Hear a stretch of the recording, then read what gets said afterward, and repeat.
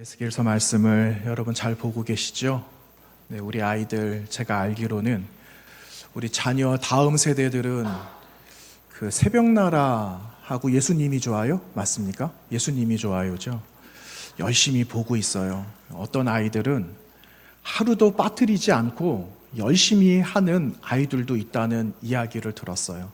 사실은 지난달에 우리 자람학교에서 시상을 하려고 했던 계획이 있었습니다. 6개월을 했는데 하루도 빠지지 않고 한 아이가 있었대요. 여러분 도전이 되지 않으십니까? 아이고 나는 오늘 빠뜨렸는데 소급해서 하려니까는 양이 많아지는 거예요. 그래서 아유 넘어가자 하다 보니까 말씀을 건너뛰었더니 그 다음하고 오늘 말씀하고 연결이 안 되네. 이런 어려움들이 있잖아요. 여러분 하나님 말씀이 그런 것 같아요. 뛰어넘기도 하겠지만 또 다시 돌아가서 이 말씀이 어떤 말씀이고 이 말씀이 되려면은 앞에는 어떤 내용이 연결돼서 이렇게까지 왔는가, 이거를 우리는 알아야 되거든요.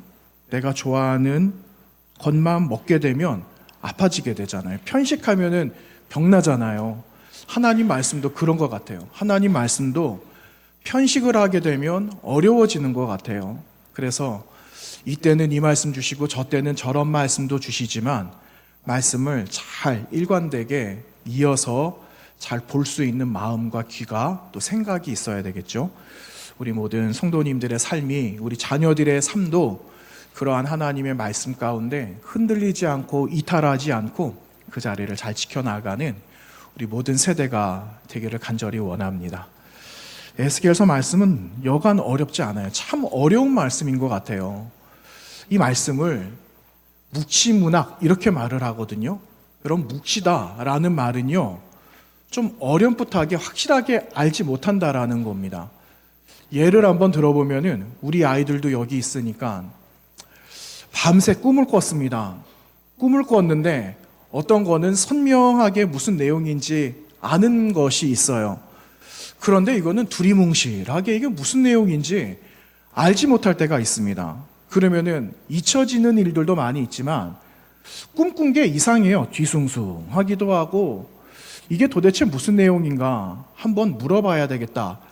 그래서 나 어젯밤에 이런 꿈 꿨다 하면서 이야기할 때 있잖아요.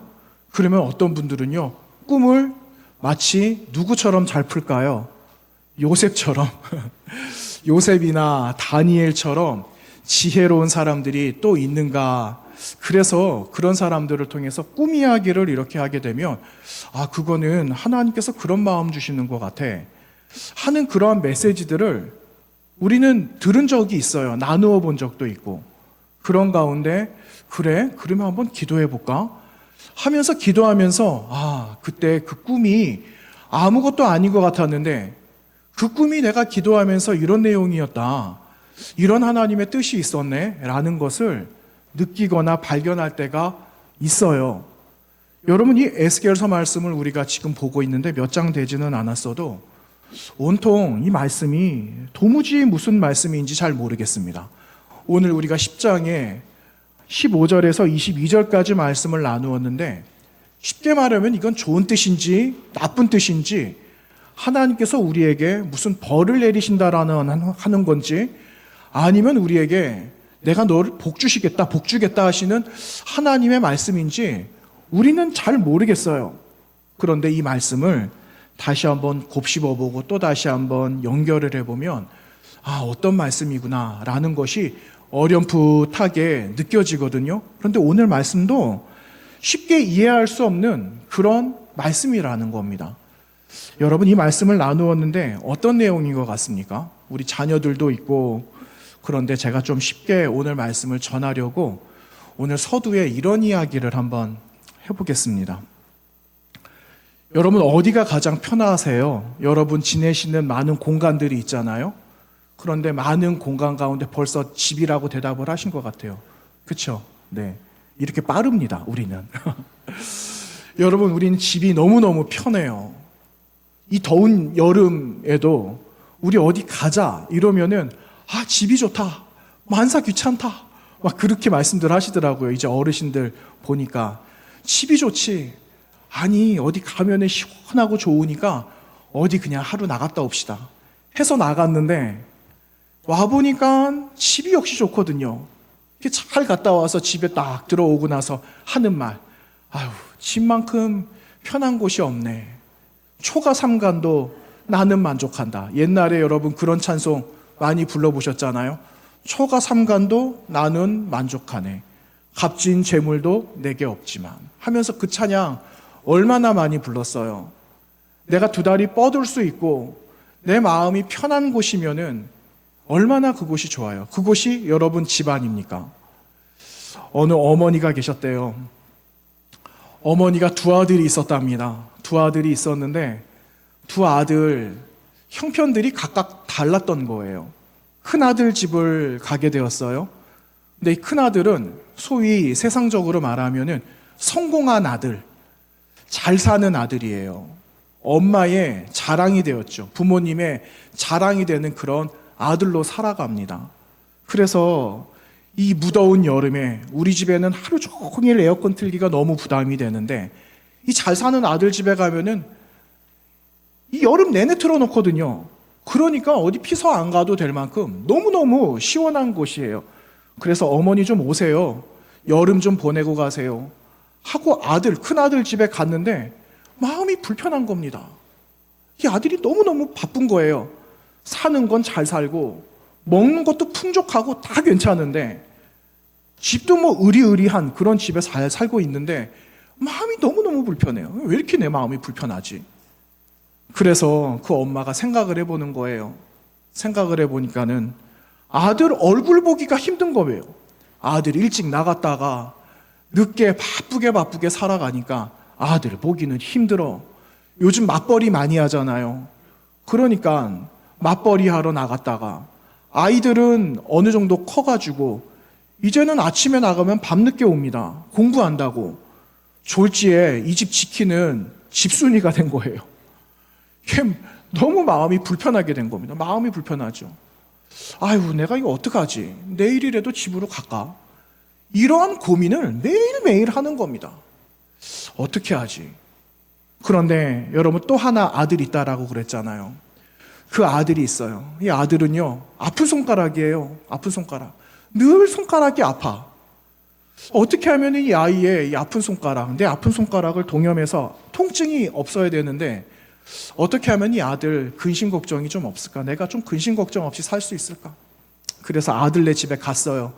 둘째 아들네 집에 갔는데 그렇게 마음이 편하더랍니다.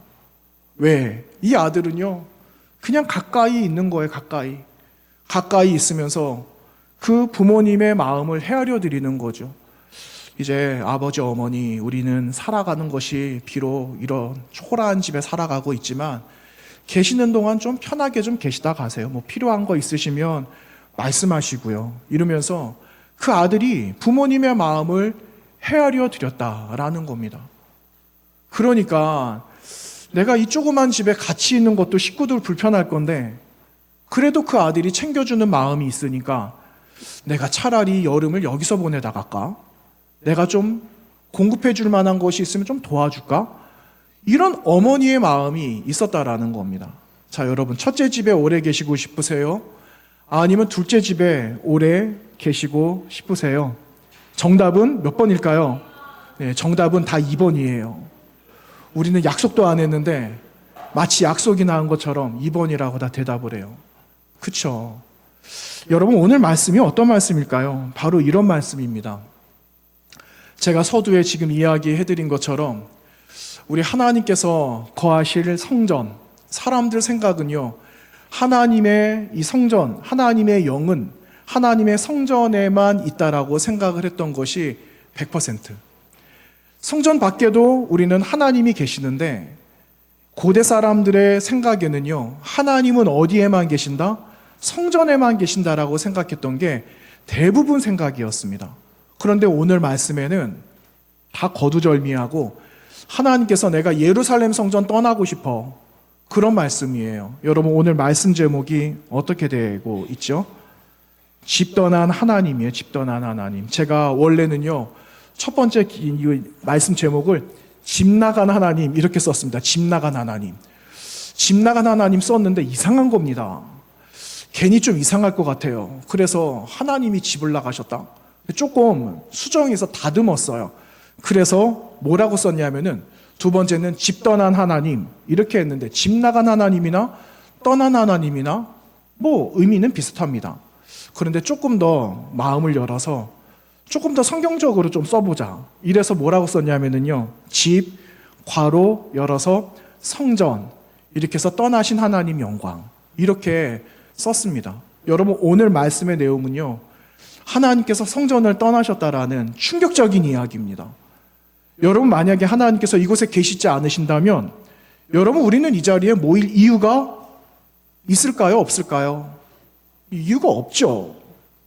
이곳에 있을 이유가 없습니다. 그런데 우리는 마음으로 믿고 있어요. 하나님, 내 마음이 이렇고 하나님 잘 섬기지 못하는 이런 오점들이 많이 있지만 그래도 하나님, 이곳에 오면 하나님이 계신다라는 믿음이 저에게는 있고 내가 비록 추하게 살아가고 엉망투성이일지라도 나를 맞이해 주시는 하나님이 계시고 나에게 새 힘을 주시는 하나님 계시기 때문에 나는 여기에 하나님 계시는 줄 철석같이 믿고 오늘 이 자리에 나왔어요. 이런 마음으로 오늘 우리는 이 자리에 나온 것 아니겠습니까? 그런데 여러분 오늘 말씀에 하나님께서 왜 불편하셔서 그 예루살렘 성전을 왜 떠나시게 되셨는가 하는 겁니다. 어떤 일이 도대체 있었는가? 여러분 우리는 10장으로 훌쩍 뛰어넘었지만 여러분 지금 보고 계시는 말씀들은 7장, 8장, 9장에 있는 말씀들을 아마 보고 계실 거예요. 이 앞에는 어떤 내용들이 있냐면은 한마디로 이스라엘 백성들 하나님을 예배하고 있는 것 같은데 진짜는 하나님 예배하고 있지 않는 삶 이런 거예요. 이곳에 예배하러 왔는데 하나님 예배하러 이 자리에 나왔는데 우리 마음은 여기에 없다라는 거예요. 딴 데 있는 거예요. 하나님을 찬양하고 그리고 마음의 감동도 있는데 가만히 보니까 하나님 앞에 올려드릴 하나님의 영광, 그 감동이 아니라 내 만족을 위한 노래가 되고 있다라는 거죠. 이러한 이야기가 예루살렘 성전 가운데 있었다라는 거예요. 여러분 제가 언젠가도 그 말씀 드렸잖아요. 예배당 가운데 여기에 버젓이 불상이 있다라고 생각해 보세요. 이상하잖아요. 얼마나 이상합니까? 그런데 그와 같은 일이 예루살렘 성전 안에 있었어요.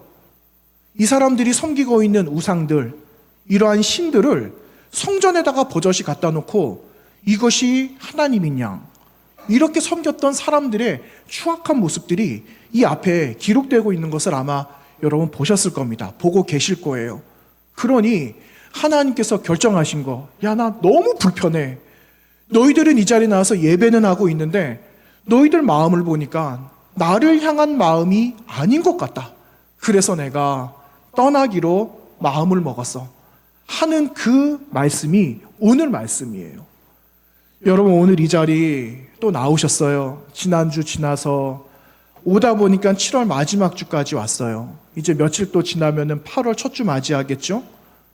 똑같은 일상, 다람쥐가 쳇바퀴 돌아가는 것처럼 계속해서 돌아가는 일상을 살아가고 있어요. 어떤 사람들은 무미건조하고 의미가 없다라고 생각할 수도 있지만 똑같은 일정, 쳇바퀴 돌아가는 일정한 시간들이 있지만 일정한 시간이 돌아갈 수 있는 것은 하나님의 은혜가 그 안에 있기 때문에 돌아갈 수 있는 거예요. 그런데 그 은혜가 여러분 끊겨졌다? 그 은혜가 공급되지 않는다라면 그 바퀴가 돌아가겠습니까? 그 바퀴마저도 돌아가지 않는 거예요. 우리는 열심히 의미 없이 돌아가고 있는 열심히 뜀박질하는 것처럼 보이지만 그래도 그곳에는 하나님의 움직이는 손이 계신다라는 사실을 우리는 기억해야 한다라는 겁니다. 여러분 이 자리에 나오실 때 겉의 모습인 좀 그래도 여러분 우리 속사람은 하나님을 향한 온전한 마음으로 예배하는 예배자로 이 시간 나오시기를 꼭 부탁을 드립니다. 여러분 아모스 선지자가 있었어요. 아모스 선지자는 에스겔 선지자나 예레미야 선지자나 특별히 무슨 제사장이 되거나 무슨 하나님 앞에 특별히 말씀을 받은 그런 사람이 아니었습니다. 이 사람 농사꾼이었어요. 쉽게 말하면 뽕나무 배양하는 뽕나무를 돌보는 그러한 목자였습니다. 그랬는데 이 아모스가 북이스라엘 이미 망했잖아요.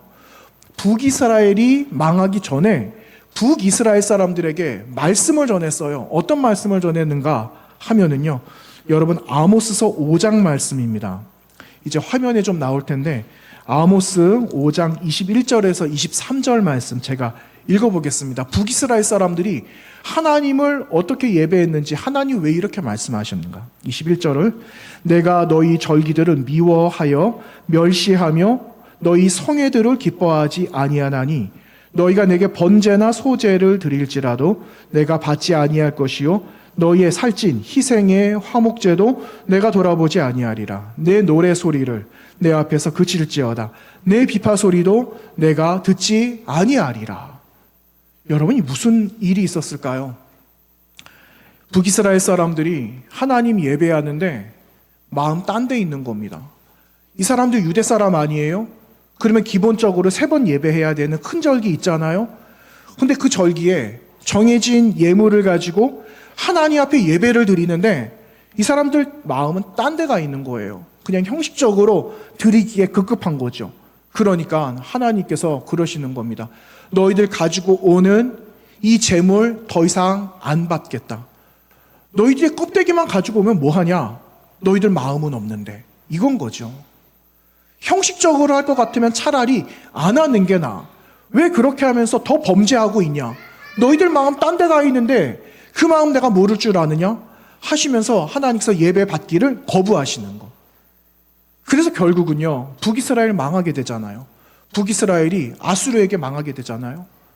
그리고 아수르도 여러분 나중에 바벨론이라는 신흥 강대국이 나오면서 신바벨론이 등극하고 아수르를 삼켜먹고 그 다음에 바벨론이 지금 패권을 잡고 있는 그런 상황인 겁니다. 바벨론이 지금 온 세계를 통치하고 있는 가운데.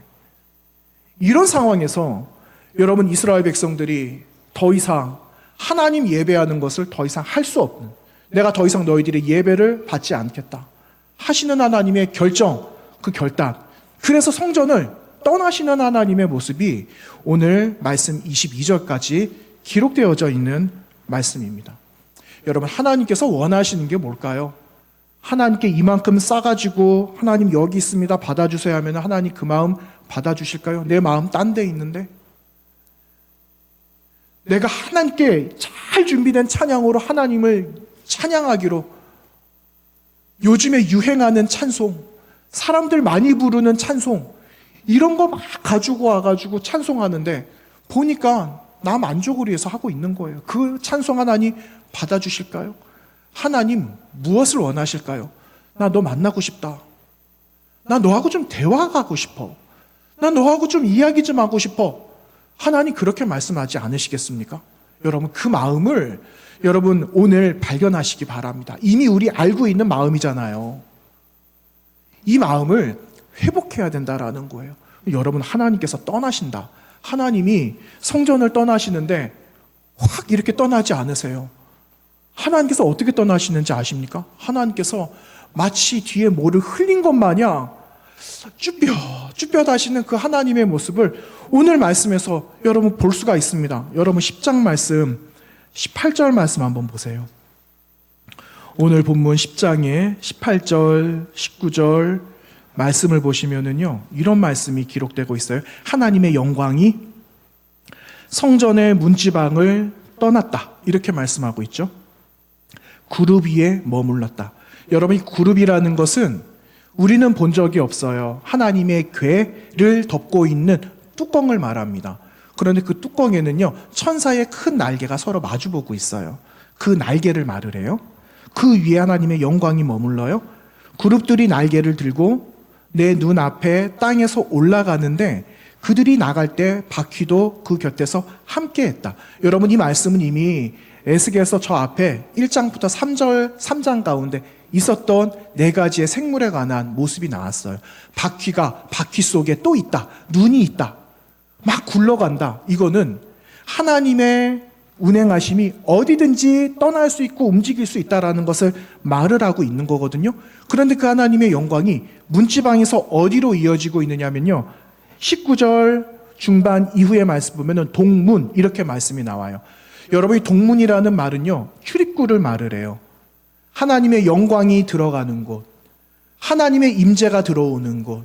그래서 성막을 보면은 성막의 출입문은 동쪽, 하나님의 영광이 들어오는 곳. 그런데 그 동문으로 다시 나온다 그러면은 하나님의 영광이 들어가는 걸까요? 나오는 걸까요? 하나님의 영광이 나오는 거예요.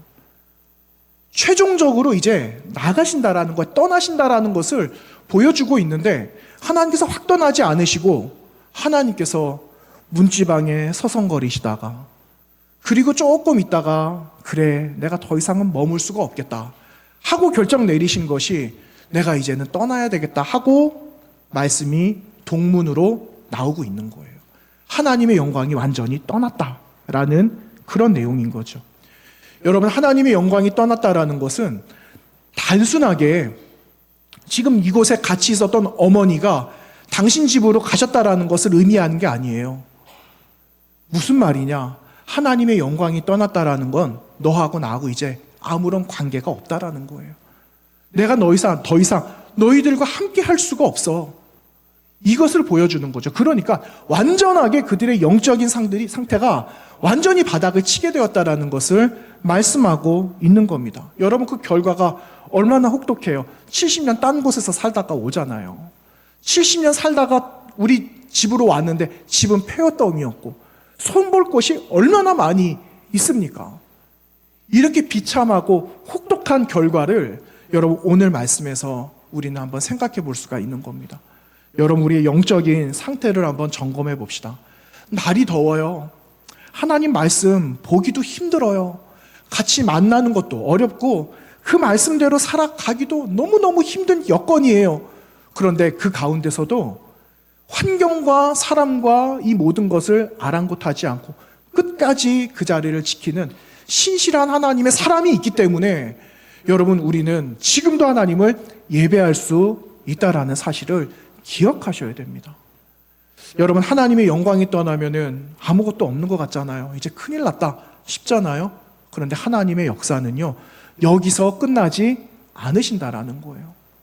참 우리 하나님이 결단력이 좀 부족하신 것 같다라는 생각이 들어요. 아니, 그 말 안 듣는 백성들을 왜 하나님 그냥 단호하게 하셔도 되는데 왜 하나님은 또 이들에게 희망을 또 보여주시고 계시는가? 이런 거죠. 여러분, 오늘 말씀은 아니어도 하나님께서 이 백성들을 다시 회복시키실 것을 계획하시거든요. 근데 그 말씀이 여러분 어디에 나오는가 하면은요, 여러분 우리가 나누지 않은 이제 여러분 보실 말씀인데 그 말씀에 보면은 그 말씀 가운데 살아남은 자, 남겨둔 자가 있다라는 그 말씀이 여러분 앞에 기록되고 있는 것을 확인해 볼 수가 있어요. 여러분 6장 한번 보시겠어요? 한두 장만 넘겨보시면 6장 8절과 9절 말씀에 이렇게 말씀하고 있습니다. 에스겔서 6장 8절 제가 읽어보겠습니다. 그러나 너희가 여러 나라에 흩어질 때에 내가 너희 중에 칼을 피하여 이방인들 중에 살아남은 자가 있게 할지라. 하나님께서 남겨놓으신다라는 거예요. 9절 말씀, 너희 중에 살아남은 자가 사로잡혀 이방인들 중에 있어서 나를 어떻게 한다고요? 기억한다. 하나님을 기억하는 백성들이 있다라는 거예요. 그 사람들 때문에 여러분, 하나님은 이 역사를 여기서 끝내지 않으시고 다시 역사를 희미한 선 가운데 이어가고 계신다라는 사실을 기억하셔야 된다라는 겁니다. 여러분, 그 남은 자가 누굴까요? 그 살아남은 사람들이 누굴까요? 저는 성복교회의 우리 다음 세대와 바로 저와 여러분이 하나님이 남겨놓은 살아남은 자라고 저는 믿습니다. 여러분, 이 믿음을 가지고 살아가는 거죠. 여러분이 사라지고 성복교회가 사라지고 우리 다음 세대가 그 신앙의 대를 잊지 않으면 그 다음 누가 하나님의 말씀을 알고 누가 하나님을 알고 누가 이 세상을 지으신 분이라는 것을 누가 어떻게 알 수가 있겠어요? 모르는 거죠. 그래서 하나님은 여러분을 살려두셨다라는 거예요. 그 살려둔 사람들이 마음에 깨닫기 시작하는 겁니다. 그래, 하나님이 나를 살려두신 이유가 이러하구나. 여러분 읽지 않았는데 9절 다시 한번 읽어보겠습니다. 너희 중에 살아남은 자가 사로잡혀 이방인들 중에 있어서 나를 기억하되 그들이 음란한 마음으로 나를 떠나고 음란한 눈으로 우상을 섬겨 나를 근심하게 한 것을 기억하고 스스로 한탄하리니 그들이 깨닫는다라는 거예요. 그 그래서 하나님이 우리를 남겨두셨구나. 우리를 살려두셨구나. 그래서 그들이 깨닫는 자, 깨닫는 한 사람 한 사람들을 통해서 하나님은 또다시 새로운 역사를 이어가고 계신다라는 사실을 여러분 오늘 나에게 주시는 말씀이다 라고 확증하시기를 바랍니다. 그러면 여러분 우리는 이제 어떻게 살아가야 되겠습니까? 세 가지만 짧게 좀 나눌게요. 여러분 우리는 신앙 공동체 아니에요? 저 혼자 예배할 수 있겠지만 역동이 일어나지 않아요. 내가 만나는 하나님은 굉장히 한정적일 거예요. 그렇지만 저와 여러분이 함께 신앙생활을 하고 하나님의 말씀을 나누고 그리고 내가 경험하고 여러분이 경험한 하나님을 서로 증거할 때 나는 하나님을 요만큼 알았는데 함께 나누는 것 가운데 하나님이 더 어떻게 될까요? 확대가 되는 거죠. 더 큰 하나님을 만나게 되는 거죠.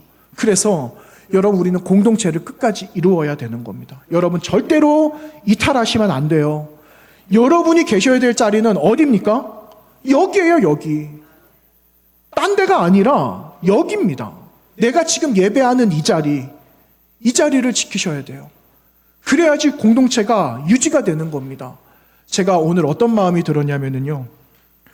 오늘 날도 더운데 좋은 데 많은데 예배당 왜 나오셨지? 위에도 보니까 위에도 많이 앉아 계시고 가정주간 가정예배이기 때문에 자녀들도 있고 그래서 북적북적 하는 게 있는데 오늘은 더 북적북적 하고 있어요. 그래서 야 큰일이다. 나중에 앉을 자리 없으면 어떡하지? 그런 생각이 드는데요. 그러면 뭐 여기까지 올라오면 되죠. 여기까지 올라왔는데도 자리가 없다. 그러면 어떡하지? 그 다음은 모르겠습니다. 그 다음은 하나님 어떻게 마음 주시겠죠. 그렇죠? 그런데 저는 참 마음이 기뻤습니다. 마음이 기뻤어요. 여러분이 이 자리를 끝까지 지키고 계시니까 여러분 공동체를 이룰 수 있는 것 아니겠어요? 혼자 있으면 얼마나 쓸쓸한데요. 한 번씩 올라올 때 있어요. 문 따고 혼자 올라오면요. 깜깜합니다. 그냥 문 다 열어놓으면은 누구든지 와서 예배당에서 기도하고 가면 참 좋겠다. 그런 마음이 저는 늘 있거든요.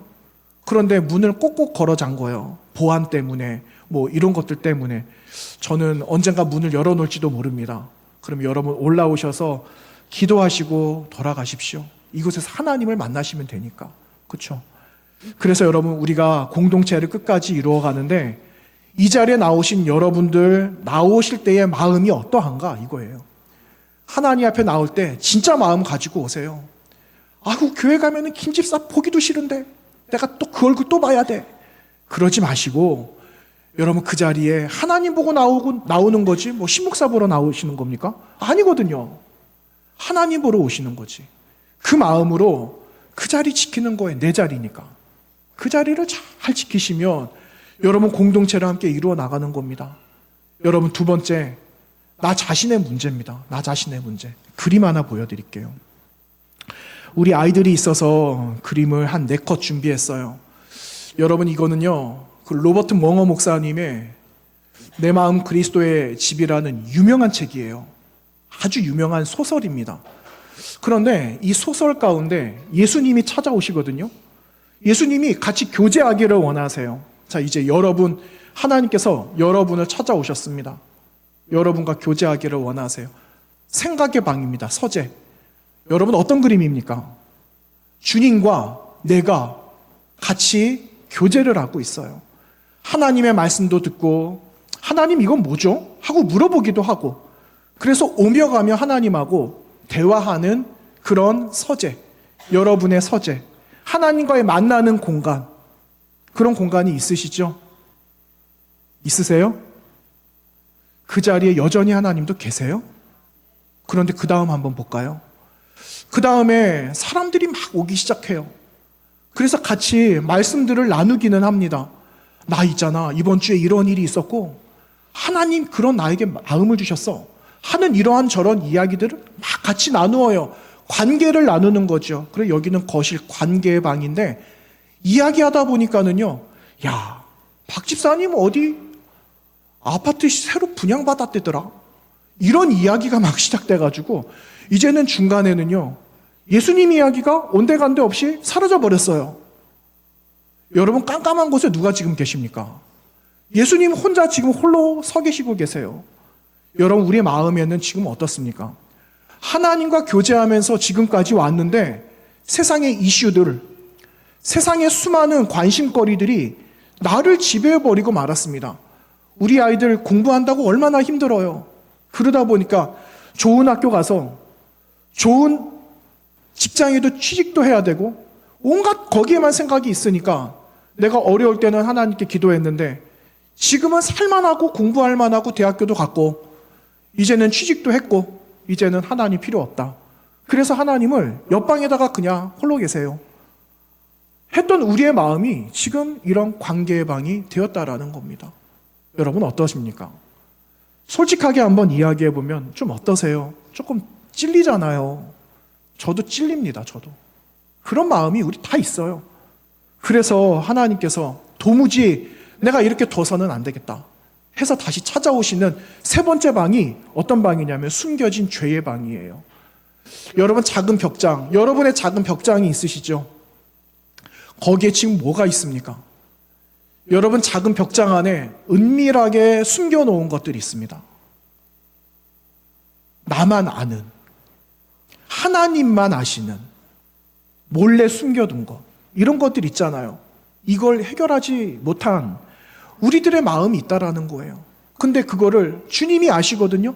그래가지고 주님께서 네가 결정 못하니까 내가 할게 하고 문고리를 잡고 주님이 확 여시는데 저 밑에 있는 나는 지금 뭐 하고 있습니까? 문을 닫으려고 하고 있어요. 문을 닫으려고. 여러분 우리 모습이 지금 이와 같다라는 거예요. 여기까지는 안 오셨겠죠. 근데 여기까지 오게 된다면 얼마나 힘들겠어요.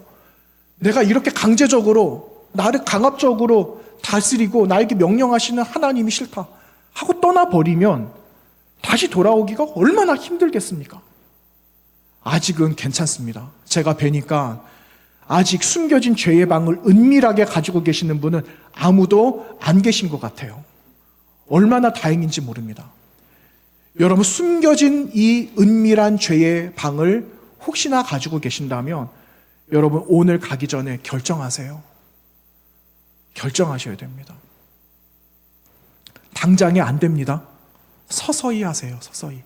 하나님 당장에 할래니까 어렵네요. 여기서부터 시작하는 거예요. 하나님 어떻게 할까요?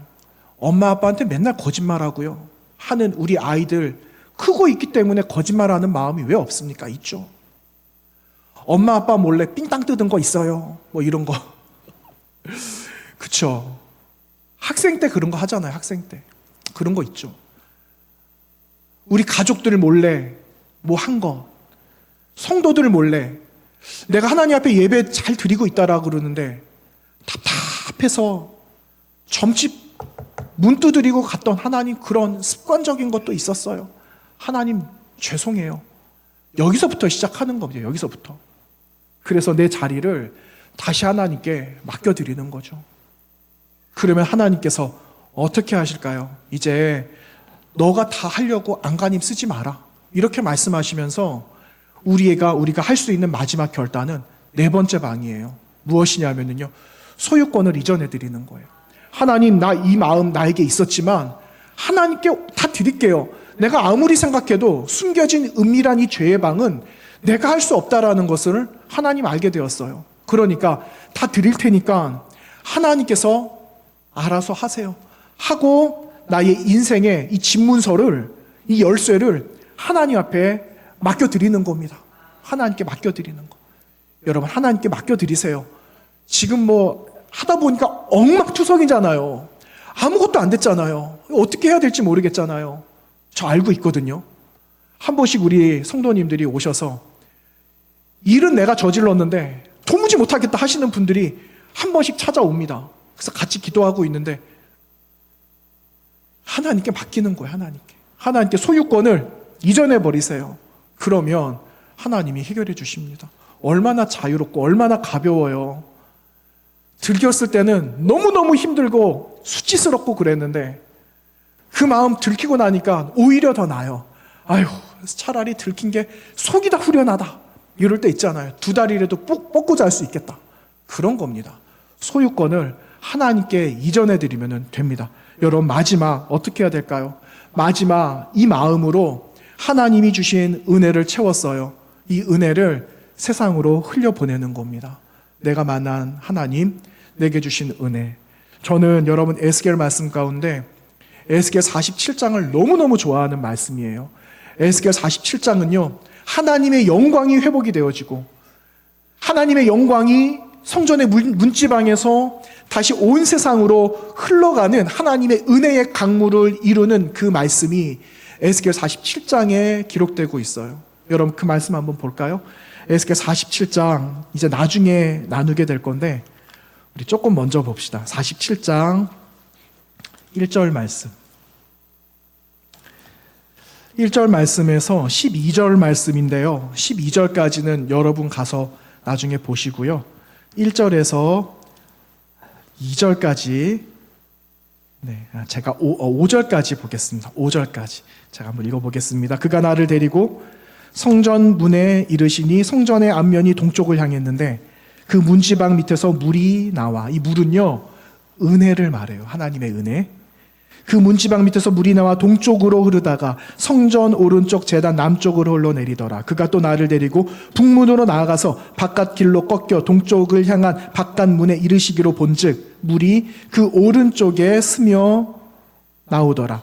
그 사람이 손에 줄을 잡고 동쪽으로 나아가며 천척을 측량한 후에 내가 그 물을 건너게 하시니 물이 발목에 오르더니 다시 천척을 측량하고 내게 물을 건너게 하시니 물이 무릎에 오르고 다시 천척을 측량하고 내게 물을 건너게 하시니 물이 허리에 오르고 다시 천척을 측량하시니 물이 내가 건너지 못할 강이 된지라. 그 물이 가득하여 헤엄칠 만한 물이요 사람이 능히 건너지 못할 강이더라. 여러분, 은혜, 물이 뭐가 되었다고요? 큰 강이 되었어요. 안에 충만한 하나님의 은혜가 넘치게 되었는데 그 이후 12절까지 보면은요, 하나님의 회복과 역사가 어디까지 흐르느냐? 여러분, 쉽게 말하면은 이스라엘의 지도 저 북쪽에서 남쪽까지 모든 것이 다 회복이 되는 거예요. 여러분, 사해는 생물이 살지 않습니다. 사해바다는 생물이 살 수가 없어요.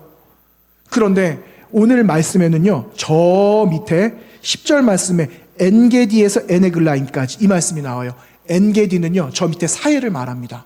그리고 그 밑에 소금 땅이, 진펄과 개펄은 되살아나지 못하고 소금 땅이 되고 뭐 이런 말들이 있거든요. 그런데 그 밑에 그곳에 놀라운 하나님의 역사가, 먹을거리가 풍성하게 되는 하나님의 온전한 회복의 말씀이 그 말씀에 기록되고 있어요. 여러분, 하나님의 역사는 살아갈 수 없는 곳에 생명이 되살아나게 하시는 놀라운 역사가 있다라는 사실을 여러분 기억하시기 바랍니다. 그래서 우리는 은혜를 사모하는 거예요. 하나님의 은혜가 오늘 나의 몸의 성전, 교회의 성전 가운데 가득 넘쳐서 우리가 하나님의 영광을 사모하는 사람으로 교회가, 저와 여러분이, 다음 세대가 그와 같이 살아가야 하겠습니다. 여러분, 무더운 여름 하나님의 영광을 사모하시고 하나님의 영을 기다리고 사모하시면서 그 마음으로 우리가 주어져 있는 인생의 삶을 승리하시며 살아가게 되시기를 주님의 이름으로 부탁드립니다. 기도하겠습니다. 하나님, 감사합니다. 하나님의 영이 하나님 우리 가운데 임하여 우리의 모든 몸과 마음과 우리의 모든 교회 공동체와 사랑하는 다음 세대까지 온전하게 회복시켜 주실 줄로 믿습니다. 하나님의 영을 사모하는 거룩한 백성 되게 하시고 거룩한 세대가 되도록 인도하여 주셔서 주의 영광을 위해서 살아가는 아름다운 신앙 공동체 이루도록 인도해 주옵소서. 예수님의 이름으로 기도하옵나이다. 아멘.